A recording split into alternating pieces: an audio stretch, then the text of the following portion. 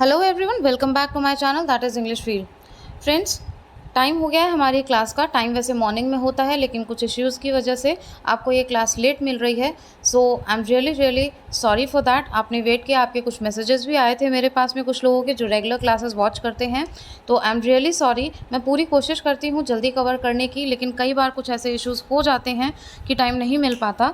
तो चलिए देखते हैं कौन से क्वेश्चंस हैं। शेक्सपियर का यहाँ पे कर रहे हैं। ये हमारा डे 9 है। अगर बाकी क्लासेस आपकी छूट गई हो तो डिस्क्रिप्शन बॉक्स में लिंक है, वहाँ से आप उनको कवर कर सकते हैं। तो चलिए विदाउट मेकिंग एनी डिले देखते हैं कौन कौन से हैं वो क्वेश्चंस, और एक तैयारी बहुत अच्छी, उसकी तरफ एक कदम हमारा। So question number first is, how does Othello initially plan to kill Desdemona? Othello play अगर आपने ध्यान से पढ़ा है सारी चीज़ें तो आप इन क्वेश्चंस को आराम से अटेम्प्ट कर पाएंगे। तो ओथेलो ने डेस्डेमोना जो कि उसकी वाइफ थी उसको कैसे किल करने का प्लान किया था इनिशियली क्यों यहाँ पे लिखा है शुरुआत में, ठीक है।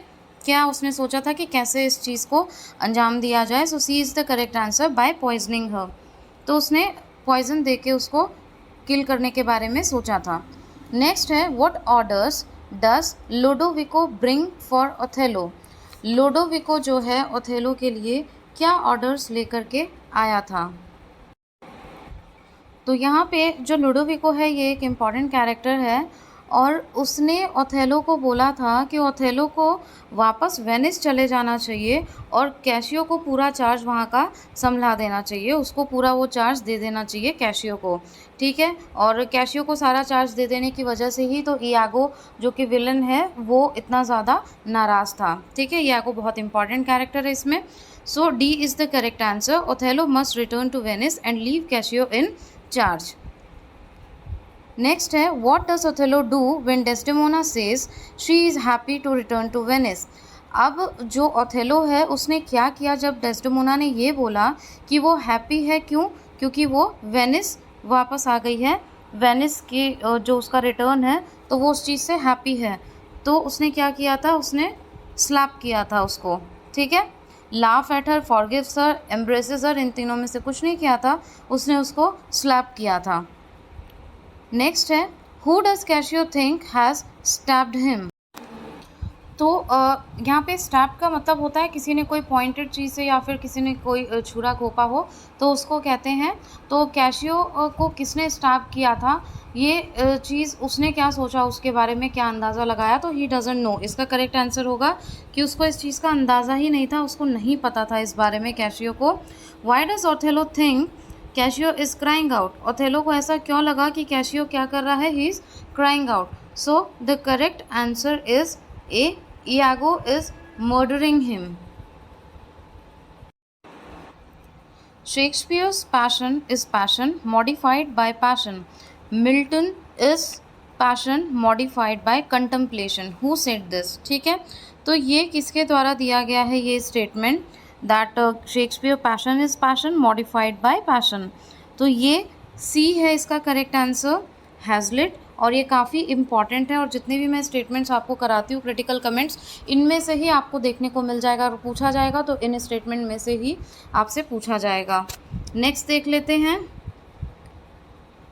नेक्स्ट क्वेश्चन है आपका, which aspects of Desdemona's character are most contradictory? ठीक है, इनमें से जो डेस्डेमोना का कैरेक्टर है उसमें से सबसे ज़्यादा कॉन्ट्राडिक्टरी क्या लगता है? ठीक है, कॉन्ट्राडिक्टरी मतलब एक तरफ कुछ और एक तरफ कुछ, दोनों एक दूसरे को, दोनों चीज़ें, दोनों जो फैक्ट्स हैं एक दूसरे को कॉन्ट्राडिक्ट करे। तो she is both dutiful and independent, ठीक है। तो वो क्या है, ड्यूटीफुल भी है, हर अपनी चीज़ को बहुत अच्छे से वो निभाती भी है, और वो इंडिपेंडेंट भी है। नेक्स्ट है, which phrase best describes Iago's character? Iago, Desdemona, इन सब के बारे में आपसे कुछ ना कुछ ज़रूर पूछा जा सकता है ओथेलो को अगर आप प्रिपेयर कर रहे हैं। तो बेस्ट क्या डिस्क्राइब करता है इयागो के कैरेक्टर के बारे में, वो ये है, his motivations are never entirely clear. देखिए, इनमें से जो सूटेबल मैच होगा वो आपको देखना है। ये क्वेश्चंस रटे रटाए नहीं हो सकते, वो आपको खुद को जज करना है। जब आप प्ले पढ़ेंगे तो you will be able to understand what kind of character was Iago, and accordingly you will take the correct answer, because you never know which option is going to come, ठीक है, तो इसलिए ये कोई एकदम as it is नहीं आ सकता, कोई भी स्टेटमेंट आ सकता है।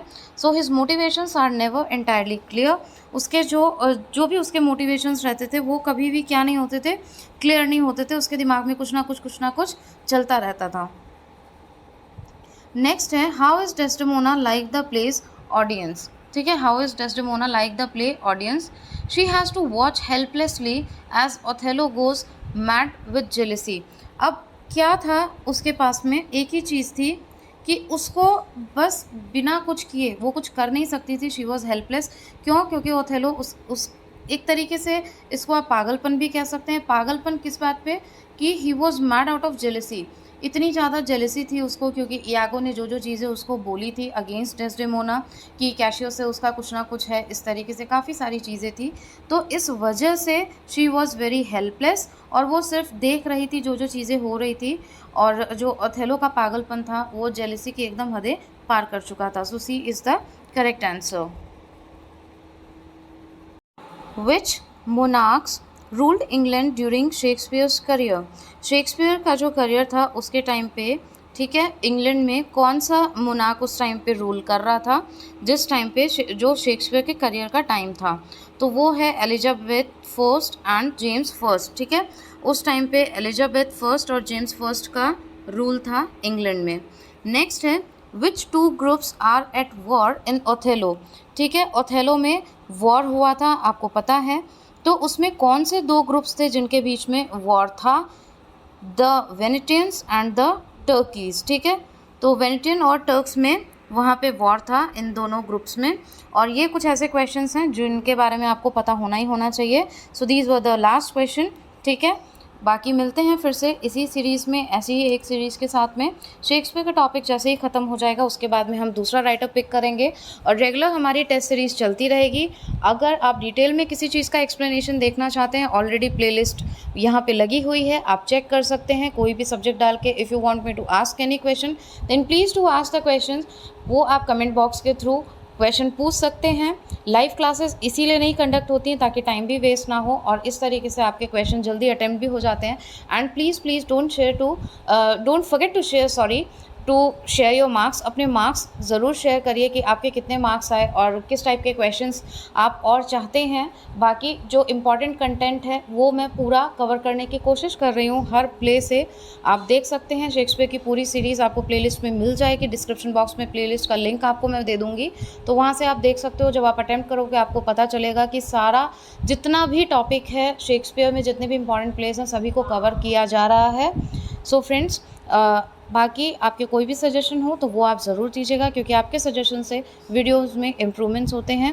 Thank you so much for watching and giving your precious time. And yes, don't forget to subscribe the channel, क्योंकि आप सब्सक्राइब कर लेंगे, बेल आइकन हिट कर देंगे, तो उससे जो भी नोटिफिकेशन आगे आएगा वो आपको रेगुलर मिल जाएगा।